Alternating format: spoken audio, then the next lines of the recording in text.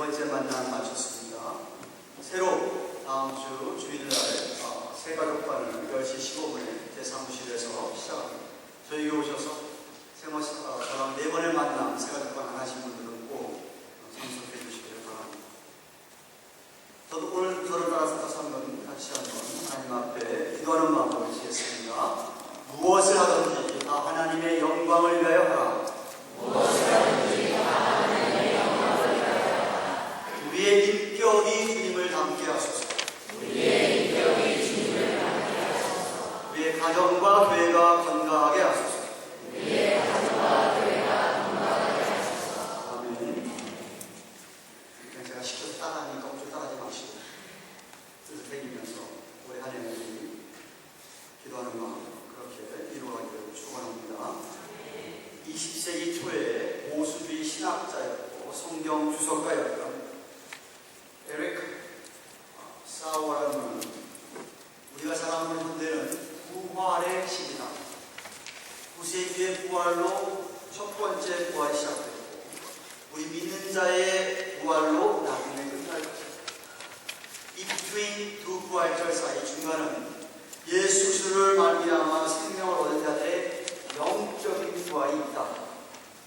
그래서 우리는 이 두 부활절 사이를 살고 있는데 첫 부활의 능력이 우리 마지막 부활을 맞이하게 될 것이다 라고 했습니다. 정말 부활의 진리를 멋지게 표현했다고 생각합니다. 물론 우리 믿는 자들의 마지막 부활은 지난 주일에 12절부터 19절까지 말씀을 살펴본 것처럼 육체적, 우리 예수 믿는 사람이 나중에 만나게 될 육체적 부활입니다. 오늘 본문에서 사도 바울이 부활의 완성에 대해서 세 가지 진리를 말하고 있습니다. 첫째는 우리 믿는 자들과 예수 그리스도의 부활과의 관계입니다. 예수님의 부활이 믿고 죽은 우리 그리스도 예수의 우리 믿는 그리스도인들의 첫 열매. 주님께서 먼저 부활하신 것이 나중에 우리가 따라갈 부활의 첫 열매다. 20절 말씀입니다. 그러나 이제 그리스도께서 죽은 자 가운데도 다시 살아 잠자는 자들의 첫 열매가 되었도다라고 했습니다. 여기 그러나라고 시작하는 것은 지난주에 보았던 12절부터 19절까지의 말씀처럼 부활이 사실이 아니라면 우리의 믿음도 헛것이고 우리가 정말 제일 불쌍한 사람이라고 얘기하는데 그렇지 않다는 것이죠. 예수님께서 죽음을 지시고 부활하심으로 말미암아 잠자는 자, 이미 믿고 죽은 자들의 첫 열매가 되셨다는 겁니다. 이 첫 열매라는 뜻은 앞으로 거둘 많은 열매의 제일 처음 열매를 가리키는 것이죠. 즉 예수님께서 하나님 앞에서 죽음을 이기시고 다시 사셨다고 한다면 모든 믿는 자들도 하나님 앞에서 모두 다 의롭다움을 받고 훗날 다시 따라서 산다라는 것입니다. 그런데 예수님 오시기 바로 전에 구약 백성들에게 있어서 이스라엘 사람들이 첫 예배라고 하는 것에는 또 다른 의미가 있었습니다. 이스라엘 사람들에게 주님이 하나님께서 율법을 주셨는데 레위기서 23장 10절에 있는 대로 이스라엘 사람들은 첫 열매를 추수한 첫 열매를 하나님께 우선 바쳤습니다. 모든 게 다 하나님 것이지만 그렇지만 이 땅에서 먹고 살아야 하기 때문에 모든 걸 다 바치지는 못했습니다. 그러나 항상 첫 열매는 구별하여 바쳤습니다. 그것이 모든 것이 다 주님께로 왔다고 하는 것을 인정하는 고백하는 신앙의 표시였습니다. 그래서 하나님께서 이 믿음으로 바치는 첫 열매를 하나님 받으시면 나머지 모든 것도 다 하나님이 받으신다 하는 것이 되는 것이었습니다. 즉 하나님께서 아들의 순종, 우리 예수님께서 죽기까지 순종하신 그 십자가의 죽음과 부활을 받으심으로 그를 믿고 따르는 우리를 그렇게 우리 주님께서 하나님께서 받으신다라는 것입니다. 거기에 첫 열매의 의미가 있다는 겁니다. 사실 이 원리는 또 다른 데서 찾아볼 수 있는데 이스라엘 백성들에게 중요한 것은 대속죄일에 The Day of Atonement 1년에 한 번인 그 대속죄일에 백성들의 중보자인 대제사장이 지성소에 들어갔다가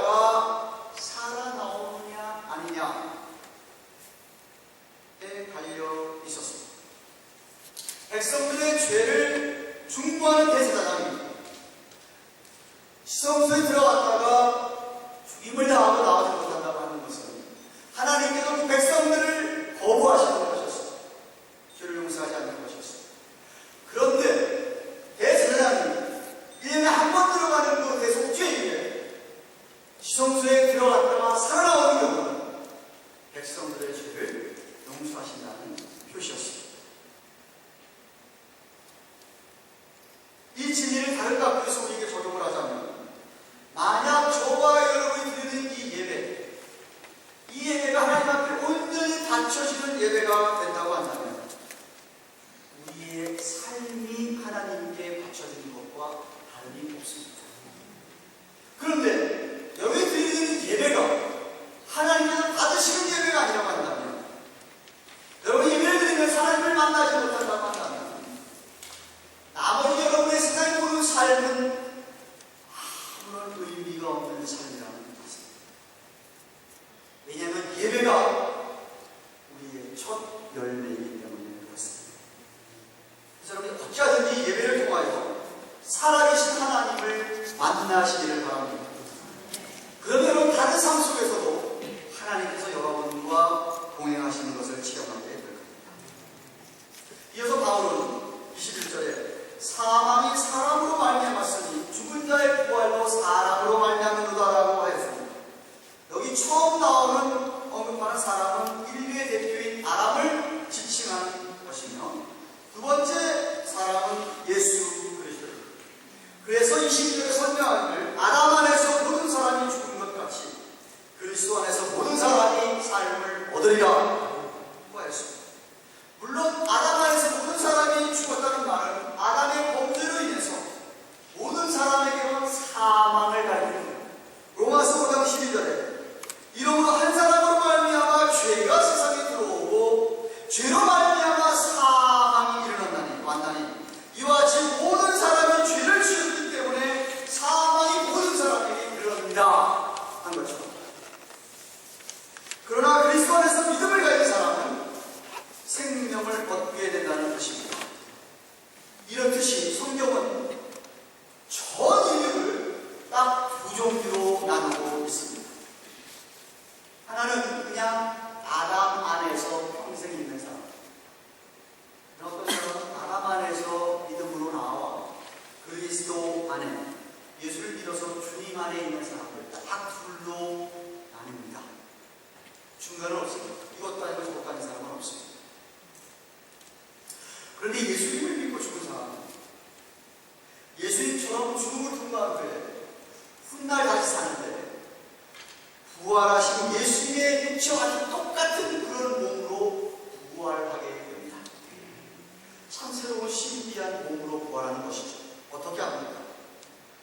요한복음 20장 19절에 보시면 한 번은 부활하신 예수님께서 제자들이 모여있는 어떤 집에 다락방에 오셨는데 문을 통과하지 아니하시고 오셨습니다.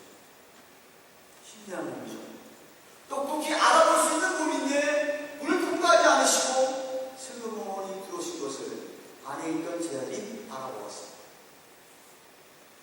그런가 하면 요한복음 21장 13절에서는 부활하신 예수님께서 갈릴리 바닷가에 고기를 잡던 베드로 비롯해서 몇몇 사람들 제자들이 고기를 잡고 있었는데 제자들을 불러서 너희들 잡은 고기를 가져와라 해서 같이 떡과 함께 고기를 잡수시면서 아침 조반을 함께 했다고 성경이 기록합니다. 무엇을 먹을 수 있는 몸인데 그냥 이렇게 문을 통하지도 않고 들어올 수 있는 아주 신기한 몸, 우리의 지성으로는 이해할 수 없는 몸입니다. 그런데 성경은 저와 여러분, 예수 믿는 우리도 육체의 죽음을 통과하고 나면 그렇게 예수님의 그런 부활체처럼 그렇게 부활하게 된다는 겁니다. 헌데 순서가 있습니다. 23절, 24절 상반절을 보면 그러나 각각 자기 차례대로 되니 먼저는 첫 열매인 그리스도요 다음에는 그리스도 강림하실 때에 그에게 붙은 자요 그 후에는 나중이니 라고 했습니다. 제일 먼저 예수님이 부활하셨고 그 후에는 예수님께서 재림하실 때 주님 안에 속한 자들이 부활하게 됩니다. 붙은 자라고 하는 건 주님 안에 속한 자들 가리키는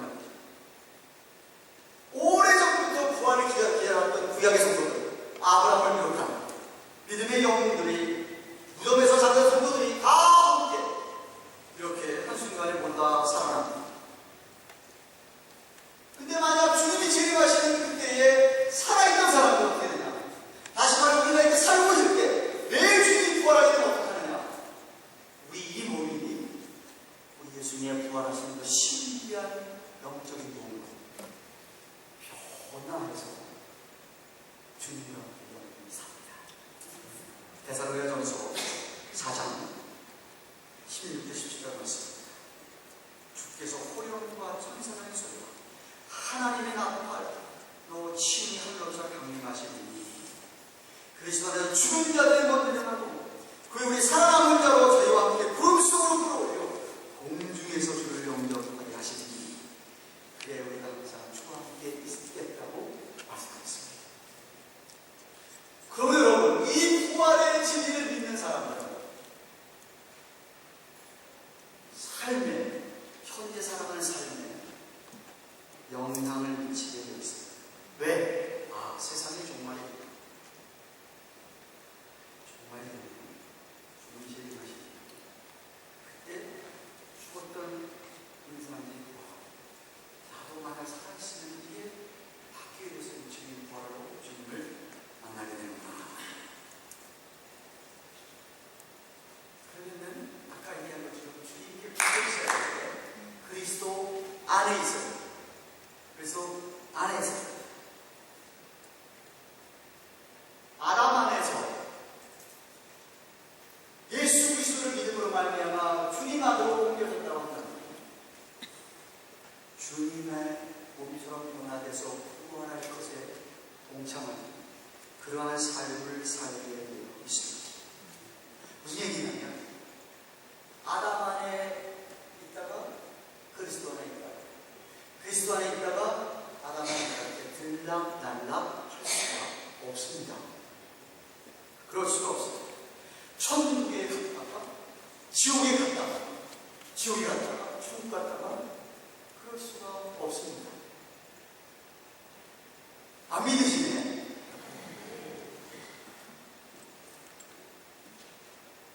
성령이 있습니다. 그렇기 때문에 부활을 믿는다고 합니다. 주님이 재림하는데 오늘 오후라도 오시면 좋겠다. 내가 근데 내 마음대로 죄를 짓다가 죄를 짓고 살 수 있을까?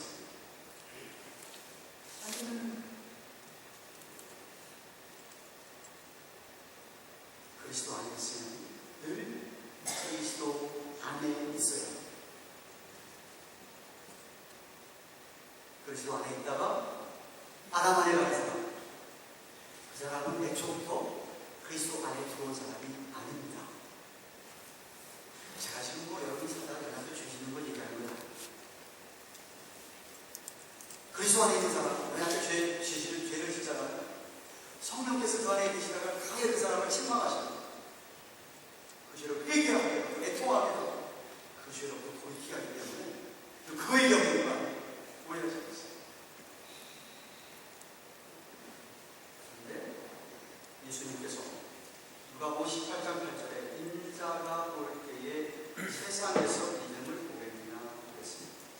무슨 이야기냐면 우리 주님이 재림하시면 세상에 많은 사람이 있는데 그게 정말 이런 순수한 믿음을 가지고 거짓 없이 주를 믿는 자가 많지 않겠다는 이야기입니다.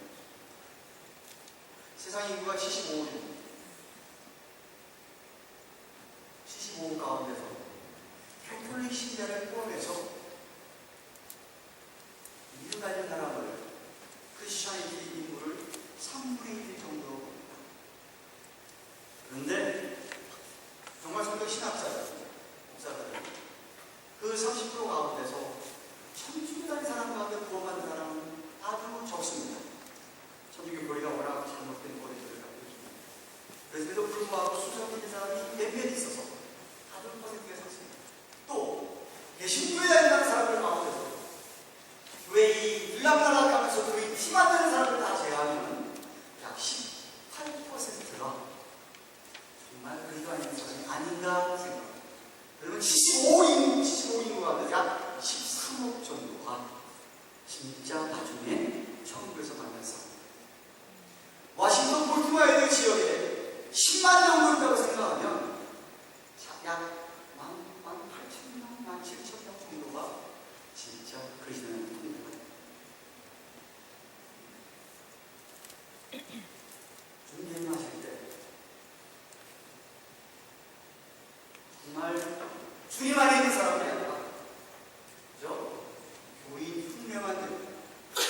성경책 들고 교회만 왔다 갔다 하는 사람들이 많을 거라고 생각합니다. 저는 여러분 가운데 그런 분들이 한 분도 없기를 축원합니다. 둘째로, 그러니 예수님을 믿지 않던 아담의 인생이 어떻게 될까요? 24절 25절. 그 후에는 나중에 저가 모든 정사와 모든 권세와 능력을 멸하시고 나라를 아버지 하나님께 바칠 때라 저가 모든 권수를 그 발 아래 둘 때까지 불갑을 왕노릇 하시리라고 했습니다.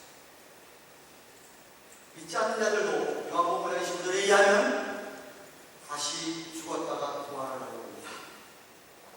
그런데 성경은 그들을 가리켜서 예수 믿는 사람이 죽으면 잠잔다라고 표현하는데 믿지 않는 사람들에게는 성경이 잠잔다는 표현을 안 하고 있습니다. 죽었다 얘기하고 있고 사망 이야기를 그들도 나중에 부활하는데 그 부활하는 것도 둘째 사망으로 히브리서 9장 27절에 이야기하고 있습니다. 오늘 본문 24절 말씀에 주님의 주님께서 이 세상의 모든 정사와 권세와 능력을 다 멸하시고 온 세상을 하나님 아버지의 만물을 다 그 발 아래 뿔게 하는데 뿔게 하고 아버지께 바치게 되는데 그때 오기까지 주님께서 왕노를 하고 계십니다. 이 왕노한다는 말은 지금 말씀은 눈에 보이지 않게 온 세상을 그렇게 잠시 사탄 마귀들이 지금 막 역사하고 있지만 그래도 우리 주님이 왕노를 하고 계시면서 그런 분들 다 지금 손쉬어 하고 계십니다. 왜 그러면 아까 사탄 마귀를 그냥 잠시 있게 하고 타락한 천사들이 있게 하고 우리에게 악을 보이게 하고 우리를 힘들게 하느냐면 있는 사람들을 이 땅에서 훈련시키고 연단시키기 위해서 했습니다. 그래서 잠시 이렇게 내버려 둡니다. 하지만 믿는 사람들에게는 그런 악한 사탄 마귀와 싸워서 이기도록 은혜를 주시고 힘을 주시는 분들이 주님이십니다. 성령님을 보내십니다. 그런 싸움을 통해서 그 연단을 통해서 여러분들이 더욱더 주님을 닮아가는 것이죠. 제가 왜 아담에 있는 사람이 그 시간에 왔다 갔다 할 수 없는지 이 천국에 있는 사람이 천국 왔다 갈 수 없는지를 어디에 성경이 잘 나타나냐면 누가복음 16장에 있는 부자와 거지 나사로 비유 속에 그 가르침이 있습니다. 여러분 그 내용 아시죠? 부자는 이 세상에 살다가 이 세상에서 정말 하나도 뭐 부족 없이 잘 먹고 잘 살다가 믿음이 없어서 지옥에 갔습니다. 자기들 앞에서 구걸하던 거지는 믿음을 가지고 천국에 갔습니다. 그런데 지옥에 간 부자가 천국을 쳐다보니까 거지가 자기 말 앞에 거지 나사로가 아브라함 품에 있는 것. 근데 자기는 지금 고통을 당하고 너무 목이 많아 갈증이 물 좀 죽여달라고 하는데 건너갈 수 없다 못한다 했더니 부자가 큰 사정을 하니까 그러면 내 식구들 가지고 친척이 있는데 그 사람들이 여기 오지 않도록 지옥에 오지 않도록 제발 좀 천사를 보내도록 보내는데 그 사람들 좀 믿음으로 인도해달라고 장면이 이 부자와 거지 나사로 비유해서 나타나고 있습니다. 물론 비유지만 지옥의 모습을 잘 표현해주고 있습니다. 한번 지옥에 떨어진 사람 죽어서 결코 천국으로 인도될 수가 없습니다. 그런데 천주교에서는 어떻게 하겠어요? 사람이 죽으면 그 영혼이 바로 지옥 가나 아닌 게 아니라 연옥이라는 곳에 간다고 생각하죠. 그 영혼이 연옥에 가 있는데 그 살아있는 사람들이 그 죽은 영혼을 위해서 기도하고 그 사람을 위해서 이 세상에 착한 일 하고 헌금 드리고 이러면 그 영혼도 구원받아서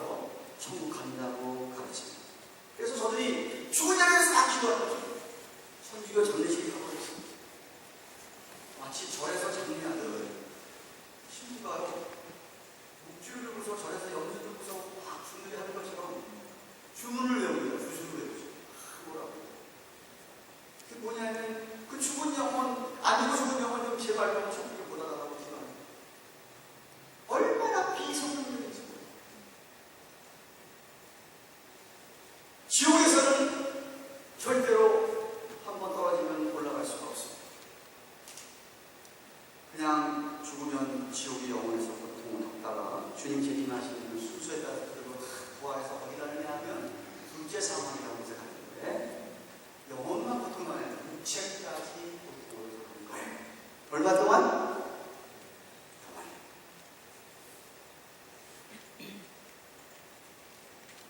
자신의 죄값을 해결하지 못했기 때문에 영원토록 지옥에서 지옥입니다.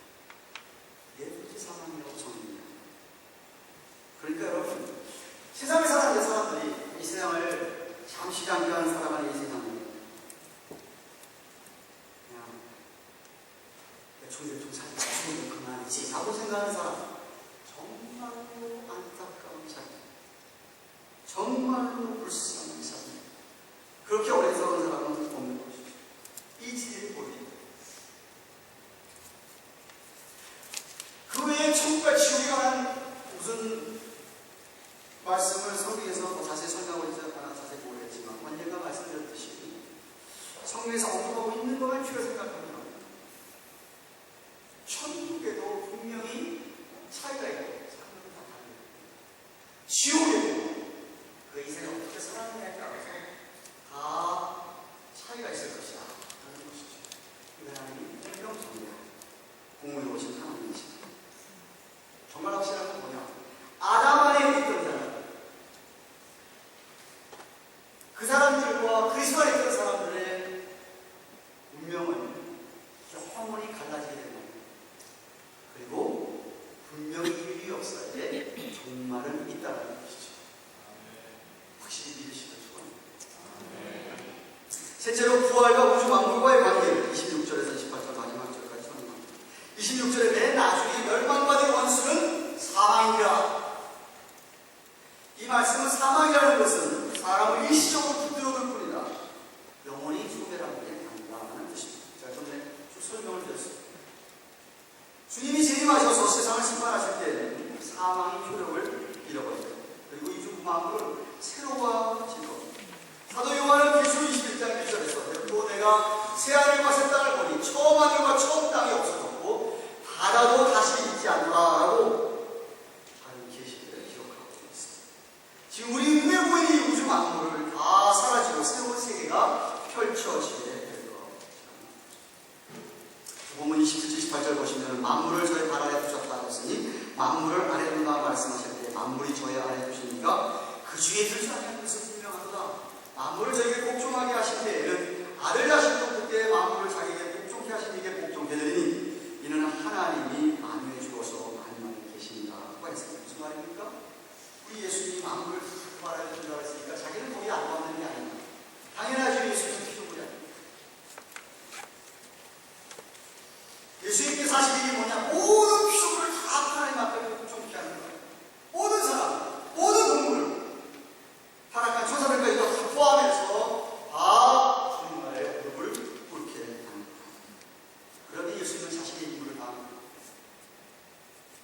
하나님 앞에 복종하시죠. 그러므로 재림하시기 전까지 오늘날까지 우리 주님께서 이렇게 아까 얘기했지만 악한 자를 아는 타락한 천사들을 못된 일 하도록 내버리신 이유는 믿는 자들을 훈련시켰습니다. 어떻게든지 거짓이 없는 순수한 신앙으로 주님을 닮아가는 성숙한 그리스도인으로 빚으시기 바랍니다. 그래야 그 영광의 부활을 맞아야 합니다. 여러분 정말 이런 진리를 안다고 한다면 제발 잠깨 부리지 말아요. 온전히 훈련을 받아서 주님 원하시는 모습으로 변화되고 해야 정말 믿음이 있는 지혜로운 사람들이 아니겠습니까? 사랑하는 교환과도 여러분 말씀을 했습니다. 여러분들은 다 예수 그리스도 안에 계신 분들로 믿습니다. 아는 분이 한 분이라도 있다고 한다면 여러분 정말 마음을 돌이키겠습니다. 그리스도 안으로 들어오시기를 주님의 이름으로 축원합니다. 만약 여러분들이 주님 안에 있다고 한다면 여러분은 부활의 첫 열매 되신 예수님을 따라서 부활하게 될 것입니다. 영생의 부활, 천국에서 영원히 주님과 함께 살 것입니다. 정말 여러분 이 땅에 살면서 그 주님을 위해서 실수하고 봉사하고 있다고 한다면 불비명을 칭찬과 함께 상급이 주어질 것입니다. 그렇지 않고 만약 아직도 아담 안에 죄 가운데 있는 자들은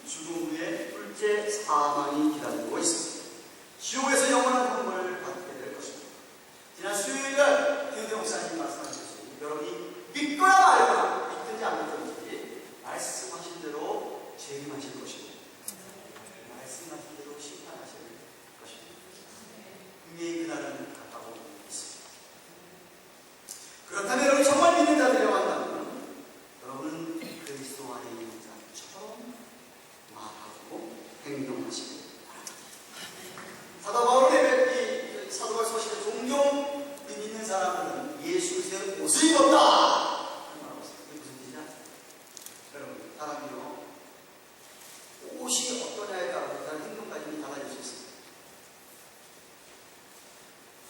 이렇게 정말 정장을 한 사람이 바깥에 나가서 그냥 반바지에 티셔츠 입은 사람처럼 행동하지 못하십니다. 성간에 차라리 가운 입고 있으면서 가운 입었을 때와 안 입었을 때와의 행동과 마음가짐이 다릅니다. 헌옷을 벗어버리고 역시 헌옷을 벗어버리고 이 그리스도의 옷을 입으라는 말은 그래서 옷을 입은 자처럼 말하고 행동을 사는 거예요. 이게 그리스도 아닙니까? 여러분이 그렇게 그리스도의 옷을 입은 자처럼 이 어두운 세상에 빛을 비추고 사시기를 바랍니다.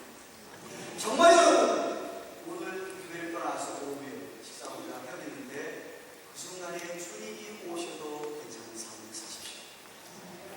그래도 나는 기쁘고 똑똑하게 주님을 맞이하십니다. 그런 삶이 되어야 그렇고 여러분이 만약에 죄 안에 거하다가 부끄러운 술집 가서 술 한잔하고 있는데 주님 오시면 어떡하요? 애라고 뭐야 씨로 막 돌리고 있는 주님 오시면 어떡하요? 다른 여자하고 문단한 짓 하고 있는데 주님 오시면 어떡하요? 누가 막 싸우고 있는데 주님 오시면 어떡하요? 믿고 지나가는데 우리가 정말론적인 신앙을 가지고 있어요. 우리가 지금 주님 오시고 떳떳하게 사시는 것이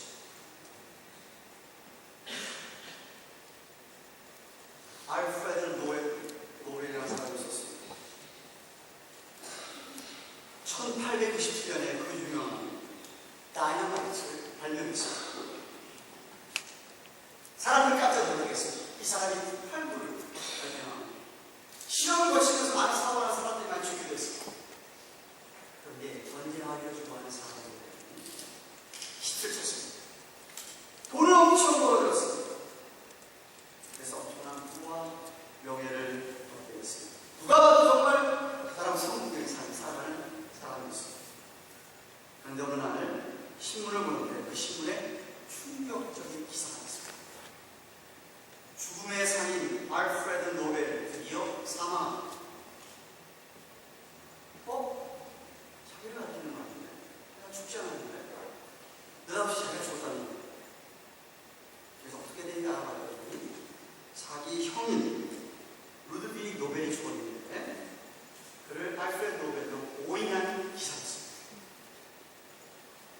근데 노벨은 기사가 잘못 나왔다는 사실보다 자기가 가르쳐서 죽음의 상인 이런 수식어가 붙었다는 가치에 대해서 엄청난 큰 충격을 받았습니다. 다이나마이트가 유용한 용도로 사용하기 때문에 그보다는 이 전쟁의 살상 무기로 수많은 나라들을 죽이는데 사용하는 것이 사실이다. 그 기사에 충격을 받은 그 인도부터 자기 삶을 깊이 돌아보는 시간을 가집니다. 지금까지 제가 많이 배우고 있지만 내가 앞으로 어떻게 살아야 될 것이라는 삶의 의미와 방향에 있어서 잘못 살았다는 것을 그때부터는 본도 아니고 명예라고 정말 어떻게 의미 있게 살까 하다가 자신이 모은 엄청난 재산을 인류를 위해서 기여한 사람들에게 상을 주라고 하고 제정한 상이 분명한 노벨상.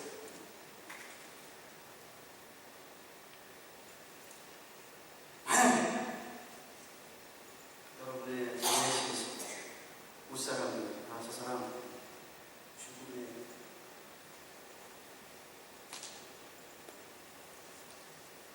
저 사람 잘 죽었다. 그런 얘기를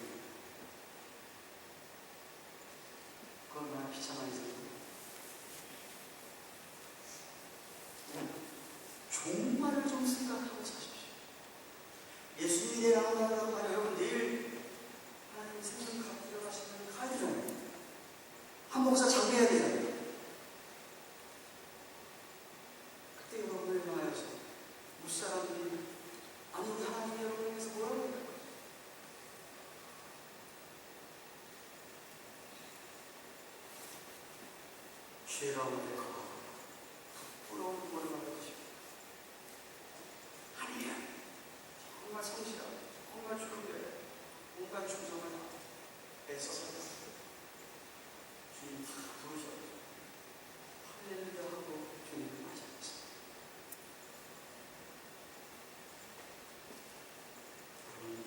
이 세상 삶이 아무리 힘들고 어렵다 하나님의 선하신 뜻이 있음을 믿으시며 여러분들 어떻게든지 통일장이신 하나님께서 따라내고 계신 것입니다.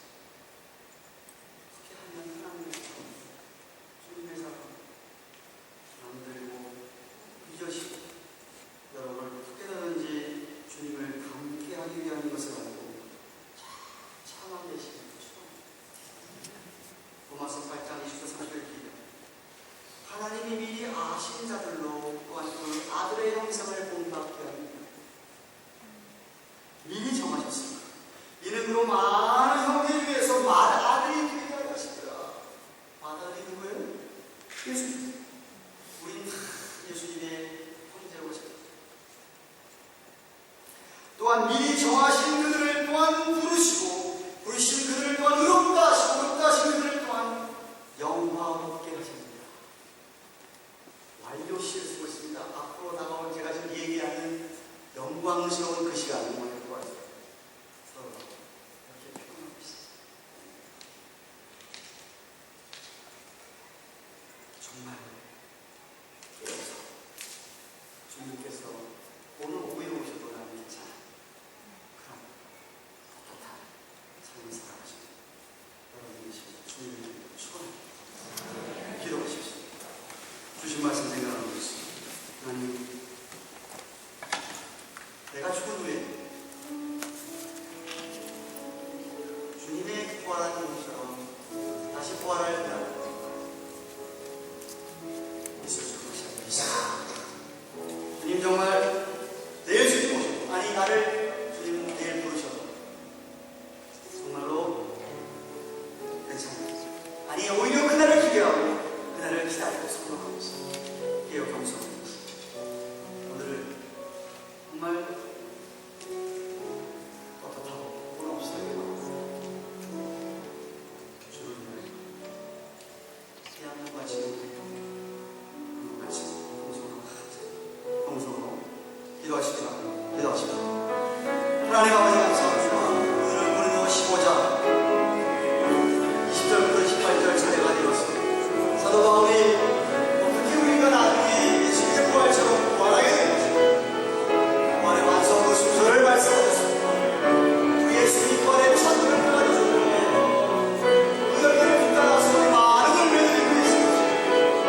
우리 나라를 다 주님이 가면 다 이렇게 만들면 하나만이 인자와 그리스도인들 끝까지 그리스도 안에 우리를 있게 하셨어. 처럼 살아가고 도와주시고 정말 주님을 만난다는 소망 내 모습도 괜찮아. 내 재능을 준비하고 정말 온전히 신앙을 갖고 있어. 하나님 그대로 주시옵소서.